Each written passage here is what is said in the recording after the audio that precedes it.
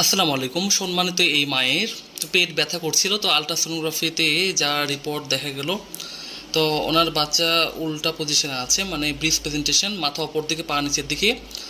আর আপনি দেখতে পাচ্ছেন এখন প্রায় 18 সপ্তাহ 3 দিন চলছে, আর হার্টবিট হচ্ছে 154, ভালো আছে। আর দেখতে পাচ্ছেন ওজন 281 গ্রাম। আর এই দিকে আপনার পুরো বাচ্চাকে দেখা আছে। আপনারা দেখতে পাচ্ছেন বাচ্চার মাথা, গলা বা ঘাড়, বুক, পেট, আর এগুলো পা। হ্যাঁ, এটা হচ্ছে মুখ, এখানে নাক হবে, আর এটা ফুল সামনের দিকে আছে। তো অনেক ক্ষেত্রে বাচ্চা যদি উপজ্বালা বা উল্টা পজিশনে থাকে, মাথা উপরে পা নিচের দিকে, তখন মূত্রথলি এবং জরায়ুর পেশি থেকে টান দেয়। টান দেওয়ার কারণে মা অনেক ক্ষেত্রে ব্যথা অনুভব করে। তো আপনাদের যাদের পেট ব্যথা হচ্ছে, অবশ্যই একটা আলট্রাসোনোগ্রাফি করবেন। ধন্যবাদ।